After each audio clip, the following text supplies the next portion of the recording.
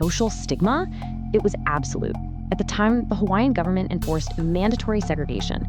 If you got diagnosed, you were forcibly torn from your family, stripped of your basic rights, and exiled to this incredibly isolated settlement called Kalaupapa on the island of Molokai. For all intents and purposes, it was a state-sanctioned death sentence.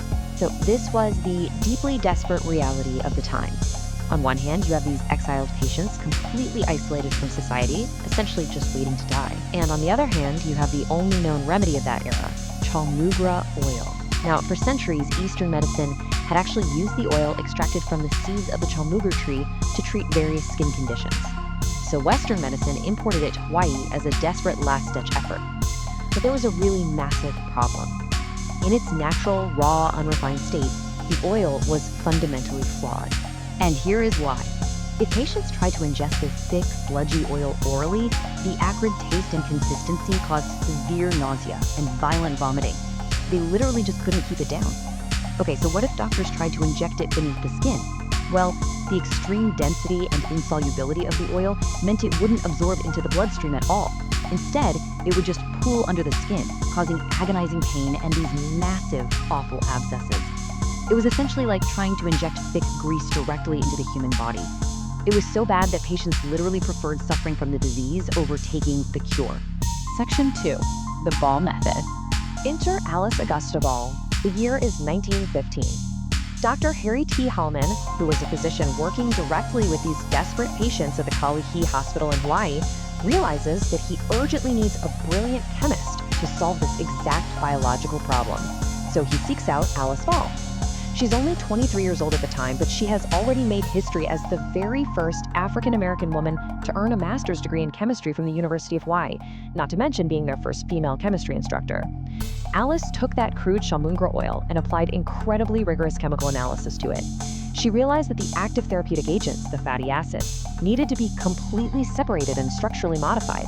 So she successfully isolated the ethyl esters of those fatty acids. And by doing this, she accomplished what literally no other chemist had been able to do.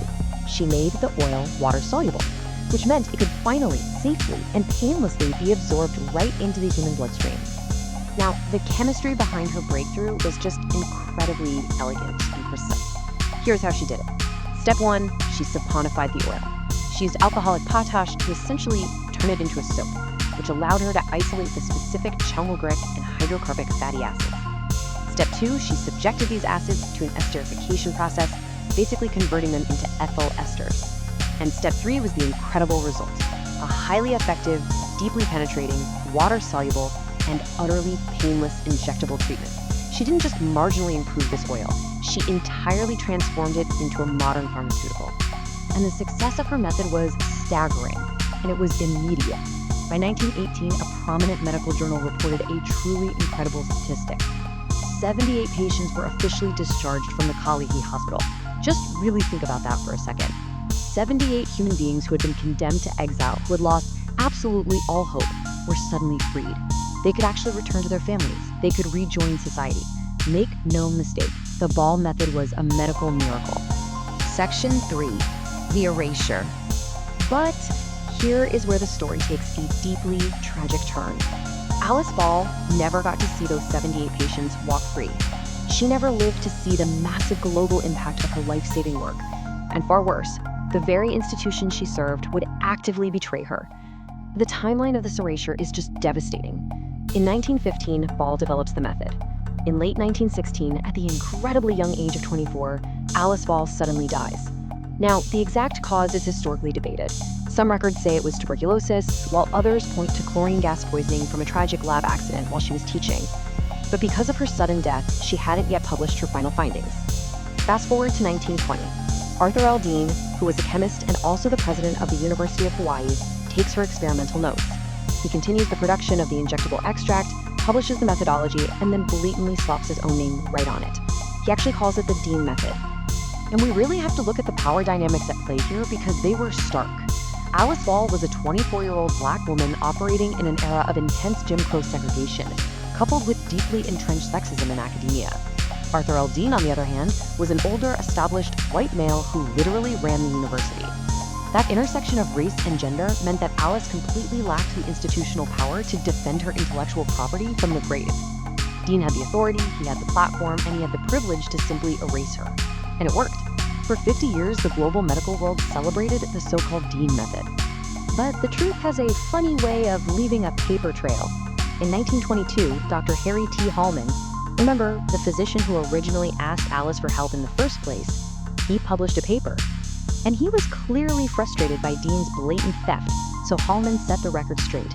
He wrote, quote, "After a great amount of experimental work, Miss Ball solved the problem for me by making the ethyl esters." He explicitly named the process the Ball method, right there in his publication. This specific document became the smoking gun. It quietly preserved the truth in the historical record, basically just waiting for someone to finally find it. Section 4. Restoring her name. So, for decades, Alice Ball remained the sort of ghost in the archives of chemistry. But as we know, history is also shaped by those who just absolutely refuse to let the truth die. The fight to restore her name required some incredibly dedicated investigative work by modern historians, who finally pulled at the threads that Hallman had left behind. In the 1970s, researchers at the University of Hawaii, including professors Catherine Takara and Stanley Alley, dug deep into the archives and finally brought Alice Ball's undeniable contributions out into the light. The very university that had allowed her erasure finally had to reckon with its own past. In the year 2000, nearly a full century after her breakthrough, the university dedicated a bronze plaque to her, placing it right at the base of the only Kalaupapa tree on the campus. And in a massive step toward historical justice, the state of Hawaii officially declared February 29th as Alice Ball Day. Her name was Alice Ball. She was a pioneer, an absolute genius, and tragically, a victim of systemic academic theft. She developed the most effective treatment for leprosy, used globally all the way up until the 1940s. So as we wrap up this explainer, I want to leave you with a lingering, provocative thought. If a medical breakthrough of this massive, global magnitude could be so easily stolen and completely suppressed for half a century, simply because of the race and gender of the scientist, well, how many other life-saving breakthroughs throughout history have been stolen from marginalized voices? Whose names are we still missing? Thank you so much for joining us for this explainer, and remember, never stop questioning the history you've been taught.